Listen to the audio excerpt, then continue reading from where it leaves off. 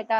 ನಾನ್ ಹೇಳೋದು, ಈಗ ಒಂದ್ ಸೊಳ್ಳೆ ಬಂದ್ ಇಲ್ಲಿ ಕಚ್ಚಿದ್ರೆ ನೀವೇನ್ ಮಾಡ್ತೀರಾ? ಸುಮ್ನೆ ಇರ್ತೀರಾ? ಹೊಡ್ತೀರಾ. ಹೌದು. No matter what. ನೀವು ತುಂಬಾ ನಾನ್ ತುಂಬಾ ಒಳ್ಳೆ ಹುಡುಗಿ, ನಾನ್ ಯಾರಿಗೂ ಹಾರ್ಮ್ ಮಾಡಲ್ಲ. ಸೊಳ್ಳೆ ಬಂದ್ ಕಚ್ತಿದ್ರೆ ಕಚ್ಚಪ್ಪ, ನೀನ್ ರಕ್ತ ಕುಡ್ಕೊಂಡ್ ಹೋಗು ಅಂತ ಹೇಳಲ್ಲ, ಹೊಡೆದ್ಬಿಟ್ಟೆ ಕಳ್ಸದ್. ನಾನು ಹೊಡೆದ್ಬಿಟ್ಟು ಸಾಯಿಸ್ತೀನಿ, ನನ್ಗೇನ್ ಬೇಜಾರಿಲ್ಲ. ಯಾಕಂದ್ರೆ ಸೊಳ್ಳೆ ಅದೇನು, ಸೊಳ್ಳೆನೂ ಜೀವ ಇಲ್ಲ ಅಂತ ಹೇಳಲ್ಲ, ಬಟ್ ನಿಮ್ಗೆ ಹರ್ಟ್ ಮಾಡ್ತಿದ್ರೆ ಹೌದು ನೀವ್ ತಡ್ಕೊಂಡ್ ಹೆಂಗಿರ್ತೀರಾ? ಸೊ ಹಂಗೇನೆ. ಇನ್ನು ದರ್ಶನ್ ಅವ್ರದ್ದು ನೀವು ದೊಡ್ಡ ಫ್ಯಾನ್. ಸೊ ಅವ್ರ ಇವಾಗ ಒಂದು ವಿಚಾರವಾಗಿ ಅರೆಸ್ಟ್ ಆಗಿ ಜೈಲಿನಲ್ಲಿ ಇರುವಂತದ್ದು.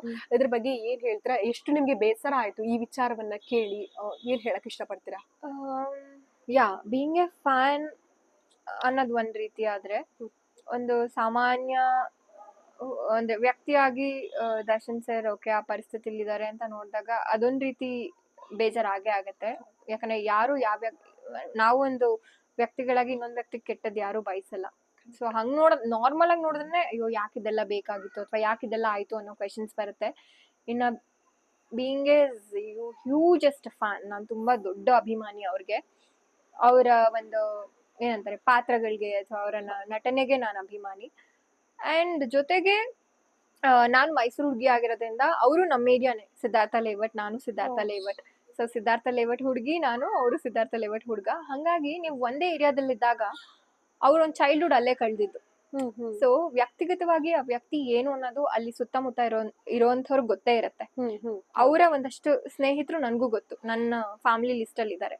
ಸೊ ಅವ್ರುಗಳು ಹೇಳ್ತಿರ್ತಾರೆ ಗೊತ್ತಾ, ಇವರು ನಂಗೆ ಈ ತರ ಸಹಾಯ ಮಾಡಿದ್ರು ದರ್ಶನ್ ಸರ್. ಅಂದ್ರೆ ಅವರು ಒಂದು ಸ್ಟಾರ್ ಕಿಡ್, ಹೌದು ಮುಂಚೆಯಿಂದನೂ ಸ್ಟಾರ್ ಕಿಡ್. ಅದು ಸ್ಟಾರ್ ಕಿಡ್ ಆಗಿದ್ರು ಕೂಡ ತುಂಬಾ ಕಷ್ಟಪಟ್ಟು ದರ್ಶನ್ ಸರ್ ಬಂದಿರೋಂಥದ್ದು. ಯಾರೋ ಓಕೆ ಸ್ಟಾರ್ ಕಿಡ್ ಅಂದ ತಕ್ಷಣ ಸರ್ನ ಹೀರೋ ಮಾಡಿಲ್ಲ, ಅದೆಲ್ರಿಗೂ ಗೊತ್ತಿರೋ ವಿಚಾರ. ಅವರು ಲೈಟ್ ಬಾಯ್ ಆಗಿ ಹಾಲು ಹಾಕೊಂಡು ಅದೆಲ್ಲ ನಿಜಾನೇ. ಯಾಕಂದ್ರೆ ಅಲ್ಲಿ ನಮ್ ಲೇವಟಲ್ಲೇ ಅವರು ಆ ಒಂದು ಹಾಲು ಹಾಕುವಂಥದ್ದು ಅಥವಾ ಕೆಲವೊಂದಷ್ಟು ಕೆಲಸಗಳು ಬಿಗಿನಿಂಗ್ ಆ ಸ್ಟ್ರಗ್ಲಿಂಗ್ ಟೈಮಲ್ಲಿ ಮಾಡ್ತಿದ್ರು ಅನ್ನೋದು ನನಗೆ ತುಂಬಾ ಚೆನ್ನಾಗಿ ಗೊತ್ತು. ಅದು ನಿಜ ಕೂಡ.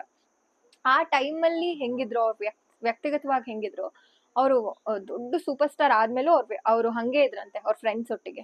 ಇದು ನನಗೆ ತುಂಬಾ ಅವ್ರು ಕ್ಲೋಸ್ ಇರೋಂಥ ವ್ಯಕ್ತಿಗಳು ಹೇಳಿದಂಥದ್ದು. ಮತ್ತೆ ಏರಿಯಾ ಅಂದ್ಮೇಲೆ ಯಾರು ಸುಳ್ಳು ಹೇಳಲ್ಲ, ಇಡೀ ಜಾತಕನೇ ಗೊತ್ತಿರುತ್ತೆ ಅವ್ರಿಗೆ. ಸೊ ಇದನ್ನೆಲ್ಲ ಕೇಳ್ಕೊಂಡ್ ಬೆಳ್ದಿದ್ದು ನಾನು ಚಿಕ್ಕ ವಯಸ್ಸಿಂದ ಅಲ್ಲೇ ಬೆಳ್ದಿದ್ರಿಂದ. ಸೊ ದರ್ಶನ್ ಸರ್ ಬಗ್ಗೆನೇ ಜಾಸ್ತಿ ಅವರು ವ್ಯಕ್ತಿಗತವಾಗಿ ಅವ್ರ ಕ್ಯಾರೆಕ್ಟರ್ ಬಗ್ಗೆ ತಿಳ್ಕೊಂಡ್ ಬಂದಿದ್ದೀನಿ. ಹಂಗಾಗಿ ನಂಗೆ ಅದೊಂದ್ ರೀತಿ ಅಟ್ಯಾಚ್ಮೆಂಟ್ ಇದೆ.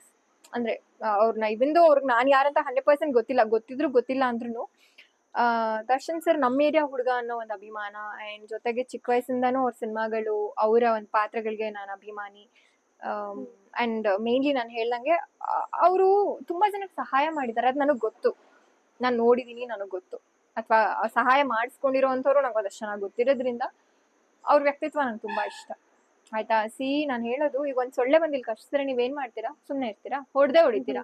No matter what. ನೀವು ತುಂಬಾ ನಾನ್ ತುಂಬಾ ಒಳ್ಳೆ ಹುಡುಗಿ, ನಾನ್ ಯಾರಿಗೂ ಹಾರ್ಮ್ ಮಾಡಲ್ಲ. ಸೊಳ್ಳೆ ಬಂದ್ ಕಚ್ತಿದ್ರೆ ಕಚ್ಚಪ್ಪ, ನೀನ್ ರಕ್ತ ಕುಡ್ಕೊಂಡ್ ಹೋಗು ಅಂತ ಹೇಳಲ್ಲ, ಹೊಡೆದ್ಬಿಟ್ಟೆ ಕಳ್ಸದ್. ನಾನು ಹೊಡೆದ್ಬಿಟ್ಟು ಸಾಯಿಸ್ತೀನಿ, ನನ್ಗೇನ್ ಬೇಜಾರಿಲ್ಲ. ಯಾಕಂದ್ರೆ ಸೊಳ್ಳೆ ಅದೇನು, ಸೊಳ್ಳೆನೂ ಜೀವ ಇಲ್ಲ ಅಂತ ಹೇಳಲ್ಲ, ಬಟ್ ನಿಮ್ಗೆ ಹರ್ಟ್ ಮಾಡ್ತಿದ್ರೆ ನೀವ್ ತಡ್ಕೊಂಡ್ ಹೆಂಗಿರ್ತೀರಾ? ಸೊ ಹಂಗೇನೆ ನಂಗೆ ದರ್ಶನ್ ಸರ್ ವಿಚಾರ ಅಂತ ಬಂದಾಗ ಅದೇ ಅಫ್ಕೋರ್ಸ್ ತುಂಬಾ ಮನ್ಸಿಗೆ ಬೇಜಾರಾಯ್ತು ನನ್ಗೆ. ಲಿಟ್ರಲಿ ಒಂಥರ ಅದೊಂದು ಅಳೋ ತರ ಫೀಲ್ ನನ್ಗೆ. ನಾನ್ ಹೆಂಗಂದ್ರೆ ಬೇಸಿಕಲಿ ಒಬ್ರನ್ನ ಹಚ್ಕೊಂಡ್ರೆ ತುಂಬಾ ಹಚ್ಕೊಂಡ್ಬಿಡ್ತೀನಿ, ಹಚ್ಕೊಂಡಿಲ್ಲ ಅಂದ್ರೆ ಹಚ್ಕೊಳ್ಳೋದೇ ಇಲ್ಲ. ಆಮೇಲೆ ಏನ್ ಗೊತ್ತಾ, ನಾವು ಆ ವ್ಯಕ್ತಿ ನಮ್ಗೆ ಪರಿಚಯ ಇದ್ರೆ ಅಥವಾ ನಂಬರ್ ಇದ್ರೆ ಅಥವಾ ಅವ್ರ ನಮ್ಮೊಟ್ಟಿಗೆ ಒಂದು ಒಡನಾಟ ಇದ್ರೆ ಮಾತ್ರ ಅವ್ರ ಬಗ್ಗೆ ನಮ್ಗೆ ಮರುಕ ಬರುತ್ತೆ ಅನ್ನೋ ಸುಳ್ಳು. ಒಬ್ಬ ವ್ಯಕ್ತಿನ ನಾವು ದೂರದಿಂದಾನೇ ನೋ ಮ್ಯಾಟರ್ ವಾಟ್, ಅವ್ರಿಗೆ ನನ್ಗೆ ಗೊತ್ತಿಲ್ಲ, ನನ್ಗ ಅವ್ರು ಯಾರಂತ ಗೊತ್ತು, ಅವ್ರಿಗೆ ನಾನು ಯಾರಂತ ಗೊತ್ತಿಲ್ಲ, ಬಟ್ ಆದ್ರೂ ಆ ಅಭಿಮಾನ ಇದೆ ಗೊತ್ತಾ, ಅದು ನಿಷ್ಕಲ್ಮಶವಾದ ಅಭಿಮಾನ. ಕರೆಕ್ಟ್. ಸೊ ಆತರ ಆದಾಗ 100% ಒಂಥರ ಅಳು ಬರೋ ತರ ಮೂಮೆಂಟ್ ಆಗೇ ಆಗತ್ತೆ. ಸೊ ನಂಗೂ ಅಳು ಬರೋ ತರ ಆಯ್ತು, ತುಂಬಾ ಬೇಜಾರಾಯ್ತು. ಏನಕ್ಕೆ ದೇವ್ರು ಈ ತರ ಎಲ್ಲ ಪರೀಕ್ಷೆ ಮಾಡ್ತಿದ್ದೀರಾ ಅಂತಾನು ಅನ್ನಿಸ್ತೇವು. ಬಟ್ ಕರ್ಮ ಅನ್ನೋದು ಯಾರನ್ನೂ ಬಿಡಲ್ಲ. ಅವ್ರ ಲೈಫಲ್ಲಿ ಅವ್ರ ತಪ್ಪುಗಳು ಏನೇನಿತ್ತು ಅದು ಅವ್ರಿಗೆ ಗೊತ್ತಿರುತ್ತೆ. ನನ್ನ ಲೈಫಲ್ಲಿ ನನ್ನ ತಪ್ಪುಗಳು ಏನಿರುತ್ತೋ ನನಗೆ ಗೊತ್ತಿರುತ್ತೆ. ಬಟ್ ಆ ಒಂದು ಮಾಡಿರೋ ಕರ್ಮದಿಂದ ಅವ್ರು ಹೋಗಿರೋದು ಜೈಲ್ಗೆ ಅಂತ ಕೆಲವು ಟಾಂಟ್ ಮಾಡ್ತಾರೆ. ಅದು ನನ್ ಪ್ರಕಾರ ಅದು ಅಷ್ಟು ಸರಿಯಲ್ಲ ಅಂತ ನಂಗೆ ಅನ್ಸುತ್ತೆ. ಹಂಗಿದ್ರೆ ಎಷ್ಟೊಂದ್ ಜನ ಹೆಣ್ಮಕ್ಳನ್ನ ಹರಾಜ್ ಮಾಡೋ ಅಂತ ವ್ಯಕ್ತಿಗಳಿದ್ದಾರೆ. ನಾನು ಹೇಳೋದೇ ಬೇಡ, ನಿಮ್ಗೂ ಗೊತ್ತು ಯಾರ್ಯಾರಂತ. ಬರ್ತಾನೆ ಇರುತ್ತೆ. ಅವರೆಲ್ಲ ಆರಾಮಾಗಿ ಇರ್ತಾರೆ. ಓಕೆ, ಒಂದಷ್ಟು ರೇಪ್ಗಳು ಮಾಡ್ಕೊಂಡ್ ಬಂದಿರ್ತಾರೆ, ರಾಜಾರೋಷವಾಗಿ ನಮ್ಮ ಮುಂದೆನೆ ತಿರ್ಗಾಡ್ತಿರ್ತಾರೆ. ಅಂತವ್ರನ್ನೆಲ್ಲ ಬಿಟ್ಟು ಯಾರೋ ಒಬ್ಬ ಕ್ಲೀಶೆ ಆಗಿ ಮೆಸೇಜ್ ಮಾಡ್ದ ಅವ್ರ ಸ್ನೇಹಿತೆ ಯಾರು, ಪವಿತ್ರ ಗೌಡ ಅವರು, ಅವ್ರನ್ನ ಅಂದ್ರೆ ನನ್ ಪ್ರಕಾರ ಅವ್ರ ವೈಫ್ ಅಂದ್ರೆ ಅದು ವಿಜಯಲಕ್ಷ್ಮಿ ಅವರು, ಅವ್ರನ್ನ ಮಾತ್ರ ಕನ್ಸಿಡರ್ ಮಾಡುವಂಥದ್ದು ನಾನು. ಸೊ ಅವ್ರ ಸ್ನೇಹಿತೆ ಯಾರು ಪವಿತ್ರ ಗೌಡ ಅವರು ಏನೋ ಈ ತರ ಏನೋ ಒಂದು ಮೆಸೇಜ್ ಈ ತರ ಬಂತು ಅಂತ ಹೇಳಿದಾಗ ಒಂದು ಆ ಟೈಮಲ್ಲಿ ಓಕೆ ಅವ್ರನ್ನ ಕರ್ಸಿ ಅದೇ ಬುದ್ಧಿ ಹೇಳೋದಕ್ಕೆ ಅಂತಾನೆ ಕರ್ಸಿರ್ತಾರೆ, ಕರೆಕ್ಟಾ? ಸೊ ಅವರು ಕೊಲೆಗಾರ ಆಗಿದ್ರೆ ಈಗ ದರ್ಶನ್ ಸರ್ ಬಗ್ಗೆ ಏನೇನೋ ಮಾತಾಡ್ಕೊಂಡು ಒಂದಷ್ಟು ಜನ ಫೇಸ್ಬುಕ್ ಎಲ್ಲ ಹಾಕಿರೋರ್ನ ನೋಡಿದೀನಿ ನಾನು. ಏನೋ ದರ್ಶನ್ ಹಂಗೆ ಹೆಂಗೆ ಅನ್ಕೊಂಡು ಎಷ್ಟೊಂದ್ ಜನ ಏನೇನೋ ಒಳ್ಳೆ ಕ್ಲೀಶೆ ಆಗಿ ಮಾತಾಡ್ಕೊಂಡು ಫೇಸ್ಬುಕ್ ಅಲ್ಲಿ ಲೈವ್ ಬರೋ ಅಂತದ್ದು ಅಥವಾ ವಿಡಿಯೋಸ್ ಹಾಕುವಂಥದ್ದು ತುಂಬಾ ಜನ ಮಾಡ್ತಾರೆ. ಹಾಗಾದ್ರೆ ದರ್ಶನ್ ಸರ್ ಎಲ್ರು ಸಾಯಿಸ್ಕೊಂಡ್ ಬಂದ್ಬಿಡ್ಬೋದಿತ್ತಲ್ಲ, ಆ ತರ ಇದ್ರೆ ಇಷ್ಟು ಕೊಲೆ ಲಿಸ್ಟ್ ಇರ್ತಿತ್ತು ಸರ್ ಲಿಸ್ಟ್ ಅಲ್ಲಿ. ಅದು ಹೊರತುಪಡಿಸಿ ಒಂದು ಸ್ನೇಹಿತೆ ಯಾರೋ ಕಮೆಂಟ್ ಮಾಡಿದ್ರು ಕೆಟ್ಟಾಗಿ ಅಂದಾಗ ಅವರು ಅದನ್ನ ಓಕೆ ಒಂದ್ ಹೆಣ್ಮಗ್ಳಿಗೆ ಹಿಂಗೆಲ್ಲ ಕಮೆಂಟ್ ಮಾಡ್ತೀಯಾ ನೀನ್ ಎಂತೋನು ಅಂತ ಕ್ವೆಶನ್ ಮಾಡಕ್ ಹೋದಾಗ ಈ ಒಂದ್ ಇನ್ಸಿಡೆಂಟ್ ಆಗಿರೋಂಥದ್ದು, ಕರೆಕ್ಟಾ? ಡಸನ್ ಮೀನ್ ಸರ್ರೆ ಸಾಯಿಸಿದ್ದಾರೆ ಅಂತ ಹೆಂಗ್ ಹೇಳ್ಬಿಡ್ತೀರಾ? ಈಗ ನಾವ್ ಆ ಜಾಗದಲ್ಲಿ ಇದ್ದು ಅವ್ರು ಸಾಯಿಸಿದ್ದಾರೆ ಅಂತ ಕಣ್ಣಾರೆ ನೋಡಿದಾಗ ನಂಬೇಕು. ಅದ್ಬಿಟ್ಟು ಮೀಡಿಯಾದವರು ಹೇಳ್ತಾರೆ, ಇನ್ನೊಬ್ರು ಹೇಳ್ತಾರೆ, ಆ ಜಾಗದಲ್ಲಿ ಇದ್ರು ಅಂದ ತಕ್ಷಣ ಅವರೇ ಕೊಲೆ ಮಾಡಿದಾರೆ ಅನ್ನಕ್ಕೆ ಏನಿದೆ ಸಾಕ್ಷಿ? ಅದು ನನ್ ಪಾಯಿಂಟ್. ಆಮೇಲೆ ಆ ವ್ಯಕ್ತಿ ಹಣೆ ಬರ ಹಂಗೆ ಇತ್ತು ಅನ್ಸುತ್ತೆ, ಯಾರು ಗೊತ್ತು, ಅವ್ನ್ ಹಂಗೆ ಸಾಯ್ಬೇಕಂತ ಇತ್ತು, ಹಂಗೆ ಆಯ್ತು ಅಷ್ಟೇ. ಸೊ ಇಲ್ಲಿ ಇವ್ರ ತಪ್ಪು ಅವ್ರ ತಪ್ಪು ಅಂತ ಹೇಳಕ್ಕೆ ನಾನೇನ್ ದೇವ್ರಲ್ಲ ಅಥವಾ ಯಾರು ದೇವ್ರಲ್ಲ, ಕರೆಕ್ಟಾ? ನನ್ ಪ್ರಕಾರ ಯಾರು ದೇವ್ರಲ್ಲ, ಆಮೇಲೆ ಯಾರು ಸಾಚಗಳೇ ಅಲ್ಲ ನೀವ್ ನನ್ನ ಕೇಳೋದಾದ್ರೆ. ಸೊ ಎಲ್ರೂ ಜೀವನದಲ್ಲಿ ಒಂದಲ್ಲ ಒಂದ್ ರೀತಿ ಕೊಲೆಗಳು ಮಾಡಿರ್ತಾರೆ. ಕೊಲೆಗಳಂದ್ರೆ ನನ್ ಪ್ರಕಾರ ಹೆಂಗ್ ಗೊತ್ತಾ, ಯಾರೋ ಒಬ್ರನ್ನ ಸಾಯಿಸೋದು ಅನ್ನೋದೇ ಕೊಲೆ ಅಲ್ಲ, ಯಾರೋ ಒಬ್ರನ್ನ ನಂಬಿಸಿ ಮೋಸ ಮಾಡಂತಿದೆ ಗೊತ್ತಾ, ಅದು ಇನ್ನೊಂದ್ ದೊಡ್ಡ ಕೊಲೆ ನನ್ ಪ್ರಕಾರ. ಸೊ ನಾನು ಆ ರೀತಿಲಿ ಹೇಳ್ತಿದ್ದೀನಿ. ಸೊ ಎಲ್ರೂ ಒಂದಲ್ಲ ಒಂದ್ ರೀತಿ ತಪ್ಪು ಮಾಡೇ ಇರ್ತಾರೆ, ತಿದ್ಕೊಂಡಿರ್ತಾರೆ. ಸೊ ಯಾರೋ ಒಬ್ರನ್ನ ಪಾಯಿಂಟ್ ಇಟ್ಕೊಂಡು because of his star, very big star ಅನ್ನೋ ಮಾತ್ರಕ್ಕೆ ಅವ್ರನ್ನ ಟಾಂಟ್ ಮಾಡಿ ಮೊದ್ಲೇ ಸರ್ಗೆ ಶತ್ರುಗಳು ಇರೋವಂಥದ್ದು ಕಾಮನ್ ಆಗಿ ಎಲ್ರಿಗೂ ಗೊತ್ತು. ಸೊ ನನ್ಗೇನ್ ಅನ್ಸುತ್ತೆ ಗೊತ್ತಾ ಶ್ರುತಿ, ಈಗ ಅವ್ರೊಂದ್ ಸ್ಟಾರ್, ಈಗ ಸ್ಟಾರ್ ಆಗಿದ್ದಾಗ ಅಥವಾ ಅವ್ರ ಸಿನಿಮಾ ಹಿಟ್ ಆದಾಗ ಅಣ್ಣ ತಮ್ಮ ಓಕೆ ಇವ್ರದೇ ನಾನು ಡಿಬಾಸ್ ಫ್ಯಾನು ಆ ತರ ಅಲ್ಲ. ಅವ್ರ ಸಿನಿಮಾ ಹಿಟ್ ಆಗ್ಲಿ ಬಿಡ್ಲಿ, ನೀನ್ ಅವ್ರ ಫ್ಯಾನ್ ಅಂದ್ರೆ ಅವ್ರಿಗೆ ಫ್ಯಾನ್ ಆಗಿರ್ಬೇಕು. ಇದು ನನ್ನ ಅನಿಸಿಕೆ, ಪರ್ಸನಲ್ ಆಗಿ ನಾನ್ ಹಂಗೆ ಇರೋದು. ಅವ್ರು ಕೊಲೆ ಮಾಡಿದ ತಕ್ಷಣ ನೀವು ಓಕೆ ಇವ್ರನ್ನ ದರ್ಶನ್ ಫ್ಯಾನ್ ಆಗಿದ್ದೆ ಇಷ್ಟ ದಿನ, ಅಪ್ಪ ಕೊಲೆ ಮಾಡ್ಬಿಟ್ರಪ್ಪ ಅವರು, ನಾನ್ ದರ್ಶನ್ ಸರ್ ಫ್ಯಾನ್ ಅಲ್ಲ, ನಂಗೆ ಇವ್ರು ಬೇಡ, ಹಂಗಲ್ಲ ಅದು. ಅಥವಾ ಓಕೆ ದರ್ಶನ್ ಸರ್ದು ಕಾಟೇರ ಸಿನಿಮಾ ಹಿಟ್ ಆಯ್ತು, ಎಲ್ಲರೂ ದರ್ಶನ್ ಸರ್ ಓಕೆ ಒನ್ಸ್ ಅವ್ರದ್ದು ಏನೋ ಅಪವಾದ, ಅವ್ರು ಕೊಲೆ ಮಾಡಿದಾರ ಇಲ್ವಾ ಗೊತ್ತಿಲ್ಲ, ಕೊಲೆಗಾರ ಅಂತ ನಾನು ಕನ್ಸಿಡರೇ ಮಾಡಲ್ಲ ಅವ್ರನ್ನ, ಯಾಕಂದ್ರೆ ಮಾಡಿದಾರಲ್ವಾ ನಾನು ನೋಡಿಲ್ಲ ನಾನೇನಿಗೆ ಕನ್ಸಿಡರ್ ಮಾಡಿ ದರ್ಶನ್ ಸರ್ ಕೊಲೆಗಾರ ಅಂತ. ನನ್ ಪಾಯಿಂಟ್ ಏನಂದ್ರೆ ಓಕೆ ಈಗ ಆತರ ಎಲ್ಲ ಇದ್ದಾಗ ಓಕೆ ಮುತ್ಕೊಂಡ್ಬಿಡ್ತೀರಾ. ಒನ್ಸ್ ಆ ವ್ಯಕ್ತಿ ಒಂದು ಅಪರಾಧಿ ಸ್ಥಾನದಲ್ಲಿ ನಿಂತ್ಕೊಂಡಾಗ ಯಾಕೆಲ್ಲ ದೂರ ಹೋಗ್ಬಿಡ್ತೀರಾ? ಯಾಕೆ ದೂರ ಅವ್ರನ್ನ ಬಿಟ್ಟು ಫಸ್ಟ್ ಆಫ್ ಆಲ್ ದೂರ ಹೋಗ್ಬಿಡ್ತೀರಾ? ಅಂಡ್ ಅವ್ರೊಬ್ರೆ, ಅವ್ರ ಅಣ್ಣ ತಮ್ಮ ಇನ್ನೊಂದು ಮತ್ತೊಂದು ಅಂತಿದವರು ಎಲ್ಲೋ ಒಬ್ಬೊಬ್ರು ಇದ್ರು, ಇನ್ಯಾರೂ ಇರ್ಲಿಲ್ಲ. ಅಂಡ್ ಕೆಲವು ಅಭಿಮಾನಿಗಳು ಸ್ಟಿಲ್ ನನ್ ರೀತಿ ಅವ್ರನ್ನ ಗೌರವಿಸೋರು, ಇಷ್ಟಪಡೋರು ಸ್ಟಿಲ್ ಅವ್ರಿಗೆ ಹಂಗೆ ಇದಾರೆ. ಇನ್ ಕೆಲವರು ಓಕೆ ದರ್ಶನ್ ಸರ್ ಹಿಂಗ್ ಮಾಡಿದ್ರ, ಈಗ ಯಾರೋ ಈಗ ನಾನೇ ದರ್ಶನ್ ಸರ್ದು ಒಂದ್ ಫೋಟೋ ಹಾಕ್ತೀನಿ ಅನ್ಕೊಳ್ಳಿ, ಫಾರ್ ಎಕ್ಸಾಂಪಲ್ ಇನ್ಸ್ಟಾಗ್ರಾಮ್ ಅಲ್ಲಿ, ಕೊಲೆಗಾರನ್ ಫೋಟೋ ಹಾಕಿದ್ಯಾ ನೀನ್ ಎಂತೋಳು, ಅಥವಾ ಕೊಲೆಗಾರನ್ ಫೋಟೋ ಹಾಕಿದ್ಯಾ ನೀನ್ ಎಂತೋನು ಕಮೆಂಟ್ ಪಾಸ್ ಮಾಡೋ ಅಂತದ್ದು, ಅದೆಲ್ಲ ತಪ್ಪು ಗುರು. ನೀನ್ ನೋಡಿದ್ಯಾ, ನೀನ್ ನೋಡು ಮಾತಾಡು, ಕರೆಕ್ಟ್ ಅಲ್ವಾ? ನನ್ ಪ್ರಕಾರ ಏನಂತಾರೆ, ನೋಡ್ದೆ ಮಾಡ್ದೆ ಯಾರ ಬಗ್ಗೆ ಮಾತಾಡ್ಬಾರ್ದು.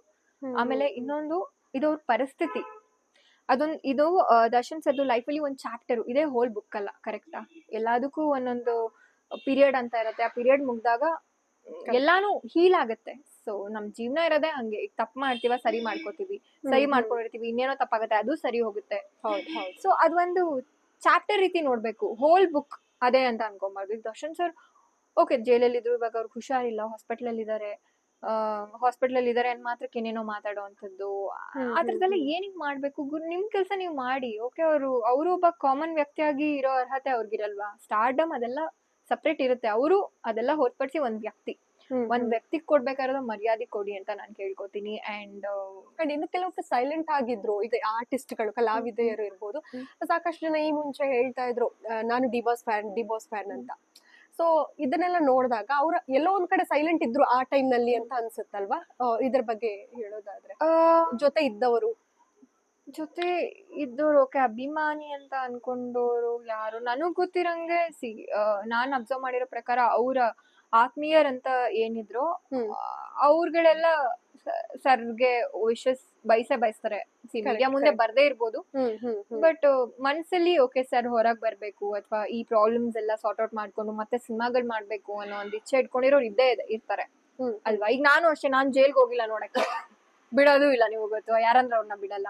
But Correct, still correct. ಮನ್ಸಲ್ಲಿದೆ, ಹ್ಮ್ ಮನ್ಸಲ್ಲಿ ಅಭಿಮಾನ ಇದೆ. ಈಗ ನಾನೇನೋ ದೇವ್ರ ಕೈ ಮುಗಿಯೋವಾಗ ಓಕೆ ಓಕೆ ದರ್ಶನ್ ಸರ್ ಏನ್ ಪ್ರಾಬ್ಲಮ್ ಇದೆಯೋ ಅದು ಬೇಗ ಸಾರ್ಟ್ ಔಟ್ ಆಗ್ಲಿ ಅಂತ ನಾನು ಕೇಳ್ಕೊಂಡಿರೋ ಉದಾಹರಣೆ ಅಲ್ಲ, ಕೇಳ್ಕೊತಾನೆ ಇರ್ತೀನಿ ನಾನು.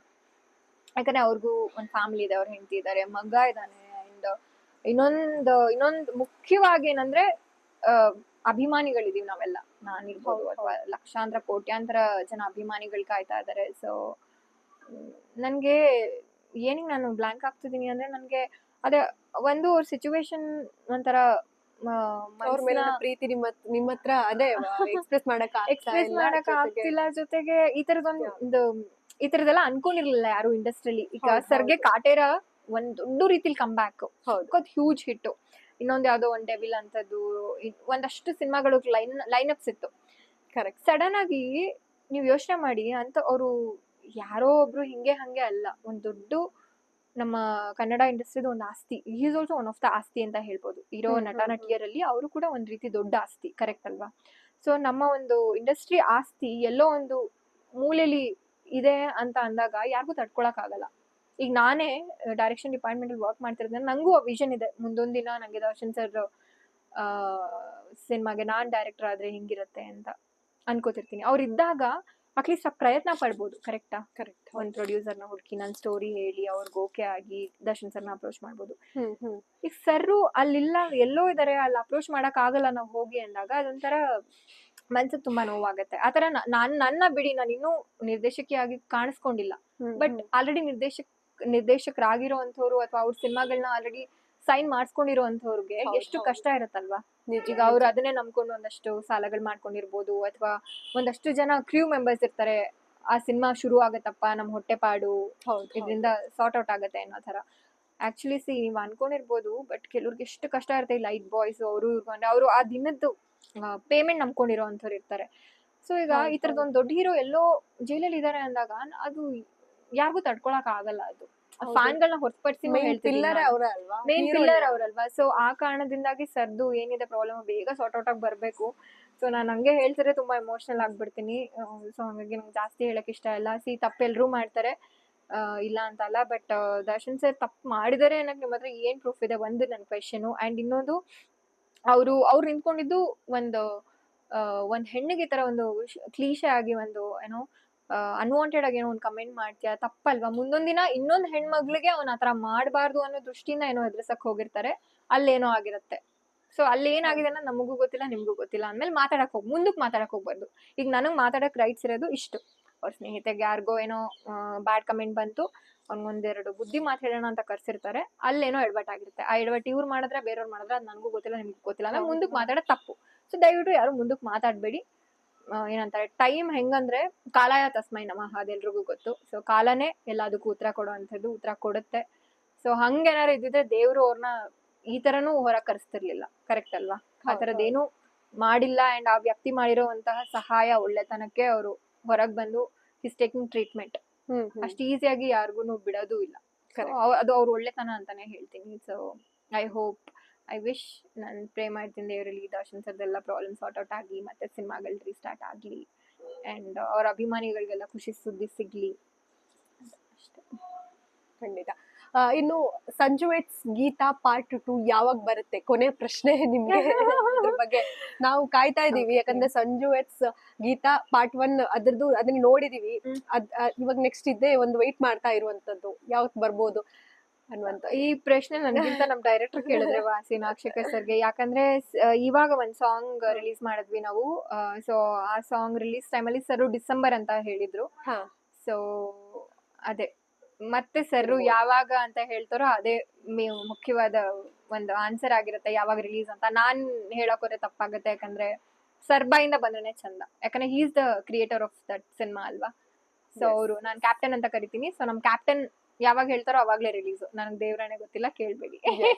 ಓಕೆ, ಒಳ್ಳೇದಾಯ್ತು. ಇಷ್ಟೊತ್ತು ಮಾತಾಡಿದ್ರಿ ನಮ್ ಜೊತೆ, ಎಲ್ಲಾ ಜರ್ನಿಗಳನ್ನ ನಮ್ಗೆ ಒಂಥರ ಸಂಕ್ಷಿಪ್ತವಾಗಿ ತಿಳಿಸ್ಕೊಟ್ರಿ. ತುಂಬಾನೇ ಖುಷಿ ಆಯ್ತು. ಸೊ ನಿಮ್ಗೂ ಕೂಡ ಆಲ್ ದ ಬೆಸ್ಟ್. ಮುಂದೆ ಒಳ್ಳೇದಾಗ್ಲಿ, ಒಳ್ಳೊಳ್ಳೆ ಪ್ರಾಜೆಕ್ಟ್ ಸಿಗ್ಲಿ. ಅಂಡ್ ಡೈರೆಕ್ಟರ್ ಆಗಿ ನಾವು ದೊಡ್ಡ ಡೈರೆಕ್ಟರ್ ಅಂತ ನಿಮ್ಮನ್ನ ಅನ್ಕೋಬೇಕು, ಆ ತರಹ ಮುಂದುವರಿಲಿ ಅನ್ನುವಂಥದ್ದು ನಮ್ಮ ಆಶಯ ಅನ್ನುವಂಥದ್ದು. ಎಷ್ಟೊತ್ತು ಸಂಜೆವಾಣಿ ಜೊತೆ ಮಾತನಾಡಿದ್ರೆ ಧನ್ಯವಾದಗಳು.